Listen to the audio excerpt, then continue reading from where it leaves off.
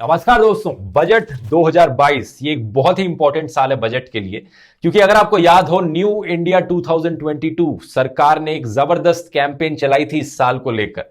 कहा था कि ढेर सारे वादों की डेडलाइन रहेगा ये साल 2022।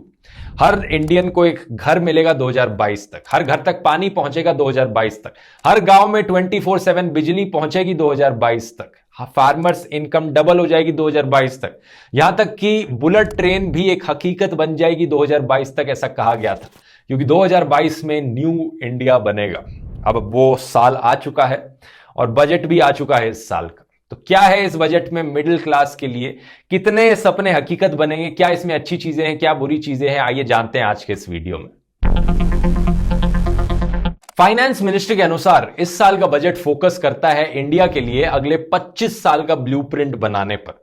यानी अभी तक हम इंडिया एट 75 की बात कर रहे थे, अब से हम इंडिया एट 100 की बात करना शुरू कर देंगे। ये है अमृतकाल इंडिया के लिए। This budget seeks to lay the foundation and give a blueprint to steer the economy over Amritkal from India at 75 to India at 100. इन्होंने 4 एरियाज ऑफ फोकस बताए: पीएम गति शक्ति, inclusive development, energy transition and climate action और financing of investments. PM गति शक्ति plan के अनुसार 7 engines होंगे ग्रोथ के: roads, railways, airports, ports, mass transport, waterways और लॉजिस्टिक्स इंफ्रास्ट्रक्चर। अब कई लोगों ने इस चीज को बहुत क्रिटिसाइज किया है, क्योंकि बेसिकली यहां पर नए शब्दों को इस्तेमाल किया जा रहा है मार्केटिंग के लिए और पुराने शब्दों को भुलाया जा रहा है। स्मार्ट सिटीज एक टाइम पर कहा जाता था, 100 लाख करोड़ इंफ्रास्ट्रक्चर में इन्वेस्ट करेंगे कहा जाता था। कहां गई वो स्मार्ट सिटीज? अब उनकी क्यों नहीं बात करी जाती? तो यहां पर जो शब्द इस्तेमाल किए जाते हैं इन पर ज्यादा इंपॉर्टेंस नहीं देनी चाहिए, क्योंकि अगले कुछ सालों बाद सरकार इन शब्दों को फिर से भुला देगी। तो कुछ ठोस नंबर्स पर बात करें तो कैपिटल एक्सपेंडिचर में एक बड़ा बूस्ट मिला है 35% से अगले साल के लिए। और सरकार ने कहा है नेशनल हाईवेज नेटवर्क को एक्सपैंड कर दिया जाएगा 25,000 किलोमीटर तक अगले साल फाइनेंशियल ईयर 23 में, जो कि अच्छी चीजें हैं। हमें यहां पर इंफ्रास्ट्रक्चर डेवलपमेंट देखने को मिलेगी, तो इससे एम्प्लॉयमेंट भी बूस्ट होगी। लेकिन एम्प्लॉयमेंट के मामले में जो अच्छी चीज नहीं है वो है मनरेगा का रिडक्शन। मनरेगा यानी Mahatma Gandhi rural employment guarantee scheme, rural jobs के लिए सबसे बड़ी स्कीम है सरकार की तरफ से, और सरकार ने इसका बजट 25% से कट कर दिया है पिछले साल के कंपैरिजन में। पिछले साल 98,000 करोड़ से लेकर इस साल 73,000 करोड़ के आसपास कर दिया है। यह करने के पीछे ज्यादा रीजन नहीं बताया गया, तो सवाल तो यहां पर बनता ही है कि क्या सरकार को इंटरेस्ट भी है अनएम्प्लॉयमेंट जैसे इश्यूज पर फोकस करने में। डेटा के अनुसार करीब 30 मिलियन लोग अनएम्प्लॉयड थे इंडिया में 2019 में, और कोविड-19 पैंडेमिक आने के बाद ये नंबर करीब 10 मिलियन से ज्यादा बढ़ चुका है।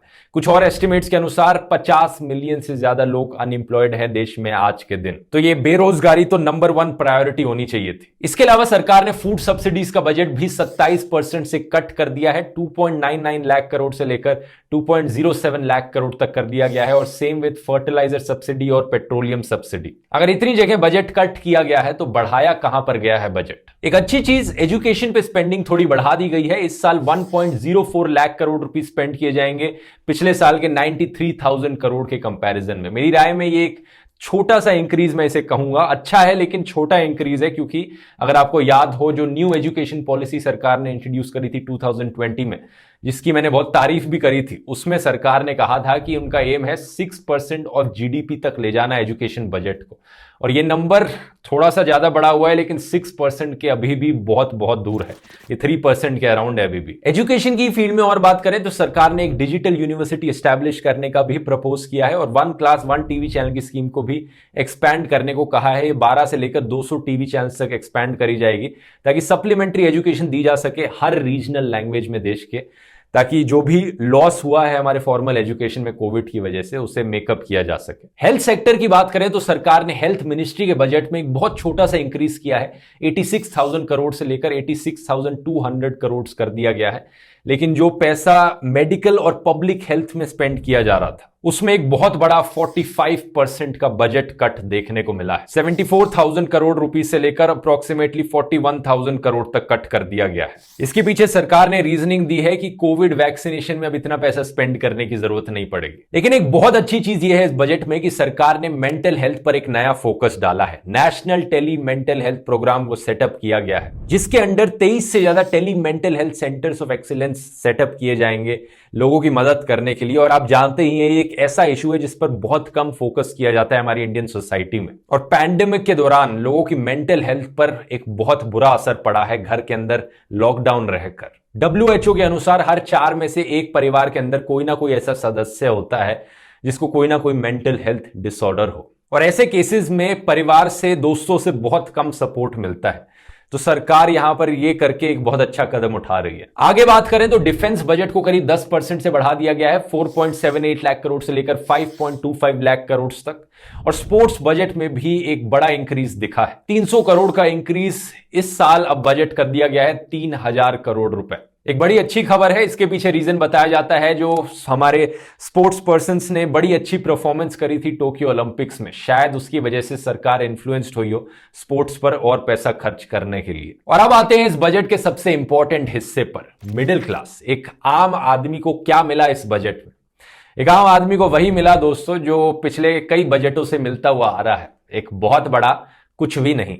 सही सुना आपने, बहुत से लोग एक्सपेक्ट कर रहे थे कि टैक्स स्लैब्स में कोई चेंज आएगा, सरकार थोड़ा सा उन्हें बढ़ा देगी ताकि टैक्स बर्डन कम हो सके मिडिल क्लास आदमी के ऊपर, लेकिन ऐसा कुछ भी नहीं हुआ। लोगों की डिसअपॉइंटमेंट साफ झलक रही थी। ट्विटर पर मिडिल क्लास ट्रेंड करने लग रहा था जब ये बजट सुनाया जा रहा था। तो एक आम आदमी की फाइनेंशियल हालत बहुत बिगड़ी इस पैंडेमिक के दौरान। कई इकोनॉमिस्ट का कहना था कि अगर हमें इकोनॉमिक ग्रोथ को रिवाइव करना है तो हमें यहां पर मिडिल क्लास पर फोकस करना पड़ेगा। अगर ज्यादा पैसे रहेंगे मिडिल क्लास लोगों के पास तो वो ज्यादा उस पैसे को खर्च करेंगे, ज्यादा कंज्यूम करेंगे, ज्यादा कंजम्पशन होगी तो ज्यादा मैन्युफैक्चरिंग होगी, डिमांड की वजह से सप्लाई आएगी और तभी तो इकोनॉमिक ग्रोथ रिवाइव करेगी। लेकिन सरकार ने इस पर बिल्कुल भी फोकस नहीं किया। सरकार के सपोर्टर्स यहां पर आर्ग्यू करने को कहेंगे कि देखो टैक्स कम नहीं किया लेकिन कम से कम बढ़ाया भी तो नहीं सरकार ने टैक्स, तो इसी से ही खुश रहो आप। ये सुनकर आपको एक दफा लगेगा कि बात तो सही है, लेकिन थोड़ा सोचकर देखो, इन्फ्लेशन की वजह से साल भर साल आपके पैसे की वैल्यू कम हो जा रही है लेकिन टैक्स के स्लैब वही हैं। कितनी है ऑन एवरेज इन्फ्लेशन? यहां पर 6 से 7% इन्फ्लेशन हमें हर साल देखने को मिलती है। चीजों के दाम बढ़ते रहते हैं लेकिन आपकी सैलरी उतनी ही रहती है, आपकी सैलरी पर टैक्स उतना ही लगता है। अगर टैक्स के स्लैब इन्फ्लेशन के साथ नहीं बढ़ेंगे आगे तो इसका मतलब है कि साल भर साल सरकार आपसे ज्यादा टैक्स का पैसा लूट रही है। लेकिन जरा सोचकर देखो, यहां पर सरकार क्या सही में आपके टैक्स के पैसे का सही तरीके से इस्तेमाल कर भी रही है? क्या आपको देश में डेवलपमेंट होती हुई दिख रही है? क्या आपको देश में इकोनॉमिक ग्रोथ आती हुई दिख रही है? इन्फ्लेशन की वजह से एक आम सैलरीड इंसान से ज्यादा टैक्स चार्ज किया जा रहा है और यहां पर टैक्स कट्स किए जा रहे हैं कॉर्पोरेट्स के लिए, बड़ी बड़ी कंपनियों के लिए। अगर आपने पिछले 3 साल से बजट्स को फॉलो किया है तो साल भर साल जो कॉर्पोरेट टैक्स है वो कम होता गया है। इसके अलावा क्रिप्टो पर काफी ज्यादा फोकस किया गया इस बजट में। फैसला लिया गया कि आरबीआई एक डिजिटल रुपी इशू करेगा जिसकी मदद से कहा जाता है कि डिजिटल इकोनॉमी को बूस्ट मिलेगी। अब ये एक ऐसा डिसीजन है जो काफी कंट्रोवर्शियल है। इंडिया पहली कंट्री नहीं होगी जिसने अपनी ही करेंसी की एक क्रिप्टो करेंसी इंट्रोड्यूस करी हो, लेकिन जो क्रिप्टो करेंसी के फैंस है वो मानते हैं कि क्रिप्टो करेंसी का जो बेसिक कॉन्सेप्ट है वो डिसेंट्रलाइजेशन है, कि यहां पर एक करेंसी है जो किसी भी एक बड़े बैंक या किसी भी एक सरकार के द्वारा कंट्रोल नहीं करी जा रही है। तो जब दुनिया की अलग अलग सरकारें या बड़े बड़े बैंक अपनी क्रिप्टो करेंसी इंट्रोड्यूस करते हैं तो बेसिकली जो बुनियादी तौर पर क्रिप्टो करेंसी का कॉन्सेप्ट होता है वो उसके अगेंस्ट जाता है। अभी एक ऐसी चीज है जिसकी डिटेल में किसी और वीडियो में चर्चा करी जा सकती है, लेकिन इसके अलावा सरकार ने अब टैक्स भी करने का फैसला लिया है क्रिप्टो को। 30% का टैक्स लगाया जाएगा क्रिप्टो पर। इनफैक्ट क्रिप्टो पर ही नहीं बल्कि किसी भी वर्चुअल डिजिटल एसेट पर। इसमें एनएफटीज भी इंक्लूड करी जा रही हैं और ये 30% का टैक्स सिर्फ प्रॉफिट पर है। अगर आप किसी क्रिप्टो करेंसी में पैसे इन्वेस्ट करेंगे, आपको वहां से प्रॉफिट मिलता है तो आपके प्रॉफिट्स पर 30% टैक्स लगाया जाएगा। लेकिन अगर आपको लॉस उठाना पड़ता है वहां पर, आप उस लॉस को ऑफसेट नहीं कर सकते अपने बाकी और इनकम से। तो इसको लेकर भी कुछ लोगों ने क्रिटिसाइज किया सरकार को, ये कहते हुए कि अगर नुकसान हो रहा है तो नुकसान हमारा हो रहा है, लेकिन अगर कुछ हमें प्रॉफिट मिल रहा है, मुनाफा मिल रहा है तो उसका 30% सरकार ले जाएगी। यहां पर एक चीज जरूर है, यहां पर अगर आप लॉस सह रहे हो आप उस लॉस को ऑफसेट कर सकते हो बाकी किसी डिजिटल एसेट से ही, बाकी और क्रिप्टो से ही। तो अगर आपको किसी एक कॉइन में इन्वेस्ट करने से लॉस हुआ है किसी और दूसरे से प्रॉफिट मिला है, उससे उस लॉस और प्रॉफिट को आप कंबाइन करके देख सकते हो कितना प्रॉफिट एंड में निकला है और उस पे 30% टैक्स भरोगे। अब सरकार का ये क्रिप्टो पर टैक्स लागू करना एक तरीके से देखा जा रहा है कि सरकार ने एक्सेप्ट कर लिया है, एक्नॉलेज कर लिया है क्रिप्टो करेंसी को देश में।